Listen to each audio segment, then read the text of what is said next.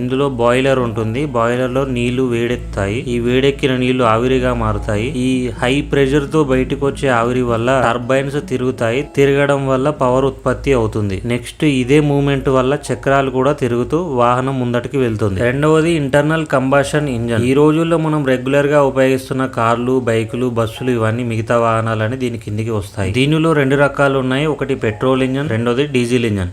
ఈ fuel engines ఏ విధంగా పనిచేస్తాయో చూద్దాం. దీనిలో 4 స్టెప్స్ ఉంటాయి. మొదటి స్టెప్ ఇంటేక్ స్ట్రోక్. దీన్నే సక్షన్ ఫేజ్ అంటారు. మనం ఇంజన్ స్టార్ట్ చేయడానికి ముందే పిస్టన్ పైన వైపుకు వచ్చి ఉంటుంది. మనం ఇంజన్ స్టార్ట్ చేసినప్పుడు సిలిండర్ పైన భాగంలో స్పార్క్ క్రియేట్ అవుతుంది. ఈ స్పార్క్ వల్ల సిలిండర్ లోపలి భాగంలో చిన్న పేలుడు జరుగుతుంది. ఈ పేలుడు వల్ల చాలా వేడి మరియు ప్రెజర్ ఏర్పడతాయి. ఈ ప్రెజర్ వల్ల పిస్టన్ కిందికి నెట్టివేయబడుతుంది. ఈ విధంగా ఇంజన్ స్టార్ట్ అవ్వడాన్ని పవర్ స్ట్రోక్ అంటారు.